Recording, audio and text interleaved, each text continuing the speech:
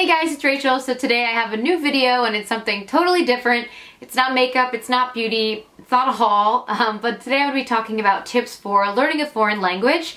So I started learning French when I was in high school, and I majored in French in college, and I speak French fluently now, and so it's a language that I've studied for many years and now continue to keep up with. So these tips are great for if you're a total beginner, if you're intermediate, or even if you're just trying to hold on to your fluency, maybe after you haven't spoken the language in a long time. So these are just some general tips. I posted them on Instagram and you guys were loving them, so I wanted to just share them here. So one of my first tips is actually to take classes. Now this might seem like the most basic, kind of boring tip, but I truly believe that taking classes is a great way to start learning a language and even to brush up on your skills if you've already taken classes in the past.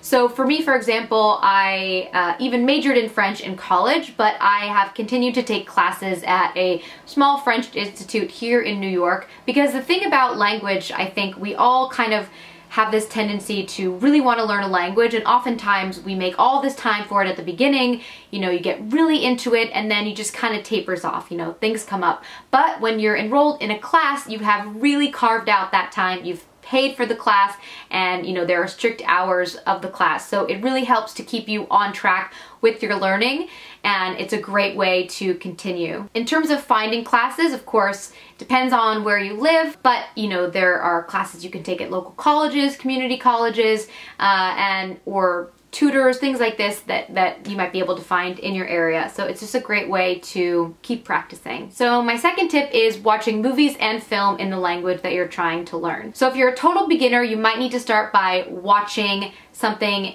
in the foreign language and then having subtitles in English.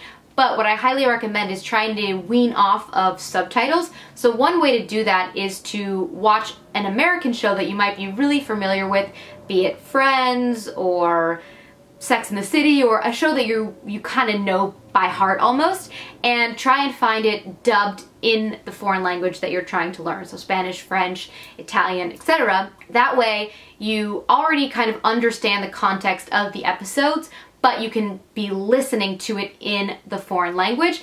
And I highly recommend putting the subtitles in the foreign language as well, so that way you can be listening, hearing, and reading it written out in that foreign language, and that is a great way to really improve without having to potentially go to that country. And it's something that I do all the time. I love watching French films and French movies, and whenever I watch a French film or movie, I even do put on the subtitles in French. That way I'm seeing it in French and I'm hearing it in French. And I do sometimes like to try and watch some of my favorite TV shows that are American dubbed in French. I always think it's funny to see their translations, and of course it's not going to be exactly the same, but at the same time you are familiar with the context of the show. The thing with TV and movies is I highly recommend that you are truly concentrating. TV watching, especially for us Americans who are always seeing TV in our own language, can be a very passive thing. So you just kind of put the TV on and not tune out, but you're not fully focused on the TV. But if you are using TV in a foreign language to learn or to continue your practice of a foreign language, you really kind of have to be a little bit more cued in and paying attention. So really set aside that time. Don't be looking at your phone, just listen and read the subtitles. So on that same note, my third tip is listening to the radio or listening to podcasts in that foreign language. So this is a great way, something that you can do a little bit more passively. So for me, for example, in the mornings I love to put on French talk radio or the French news, and that way I can do it while I'm putting on my makeup or while I'm making dinner. Same thing goes for podcasts. This is a way that you can easily integrate learning into your day-to-day life.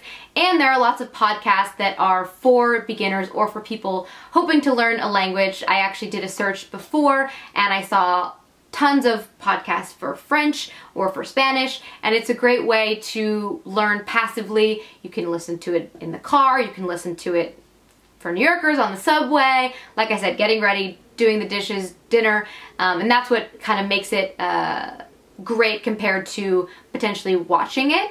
But that does make it a little bit harder because you don't have those visual cues. But it's something that you can do more often because you don't have to be watching something. So for those of you guys who might be learning French, because that's the language that I know, I will put a couple links below to some French podcasts and radio that I love to listen to. So number 4 is make some friends. So the best way to really improve your comprehension and speaking skills is to communicate in that language with somebody.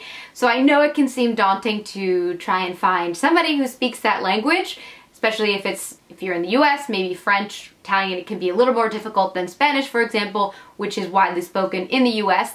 But it is so important, and for me it totally changed the way that I spoke French, because the French that you learn in class or in textbooks, it's really not the French that people speak day to day in France.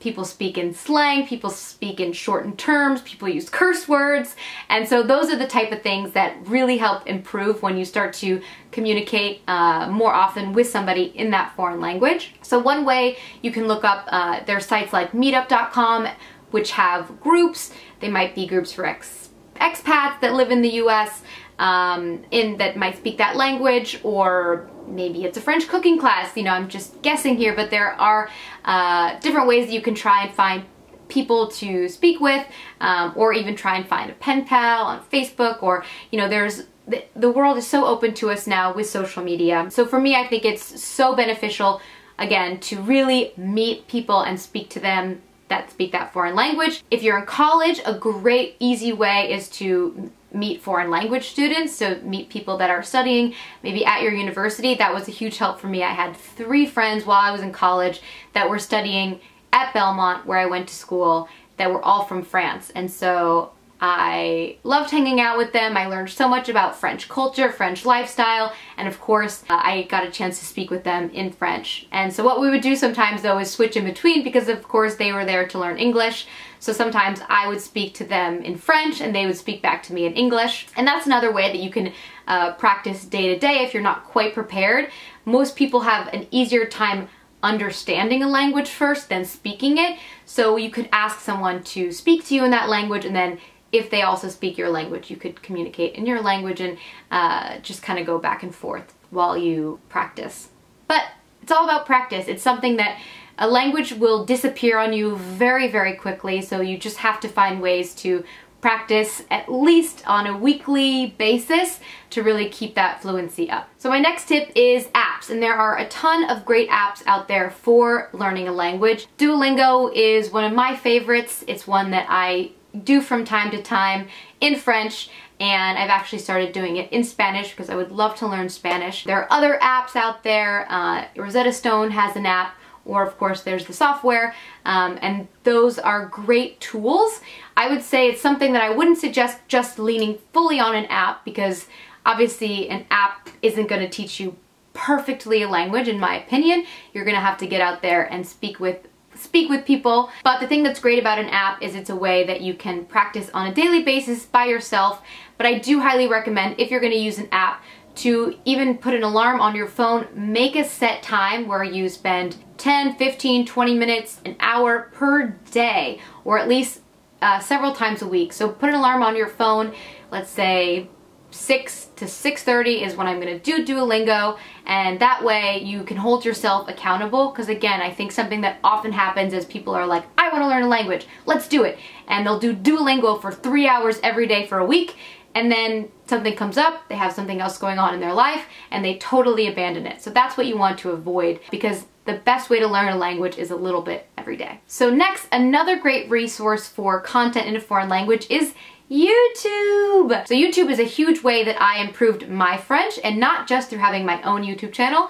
In fact, the way it happened was I had my US channel, the one you're watching now, and I had started college. I was majoring in French, and I was watching all these US beauty gurus from every day, and I was like, you know what? I wonder if there are any French YouTube gurus that I could watch, so that I could be watching the content that I love, but at the same time learning French, and of course there are. So I will link some of my favorite French YouTubers down below if you guys are interested. Again, French is my specialty, so I don't have a ton of resources in other languages, but there are so many. A great way you could search is just figure out the word for makeup and translate it into the language that you're looking for. In French, it's maquillage, and you're gonna see tons of videos. And I would strongly recommend trying to find something that really interests you. So for me, of course, it's makeup and beauty, but let's say you love technology or comedy or something else. Watch videos in that vertical. That way you're really gonna stay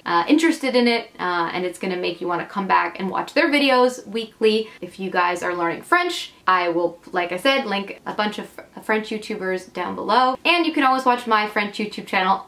But I will say I'm not a native speaker. But if you're totally a beginner, I have had a lot of people tell me that listening to me speak French is a lot easier than listening to a native speaker, of course, because I speak quite a bit slower and with an American accent. But I highly recommend definitely going with some native speakers as well. So of course, the last is visit the country where that language is spoken, of course. So that of course depends on the language that you're trying to learn. And don't forget that the language isn't always just spoken in the country that you immediately think of. So for example, with French, of course French is spoken in France, but of course maybe you can't afford to go to France right now. There's of course Quebec, Montreal, where you might be able to go. I will say Quebecois is of course different than French spoken in France, but it's a great way to immerse yourself in French language. Same thing with, of course, Spanish. You have Spain, but also Mexico.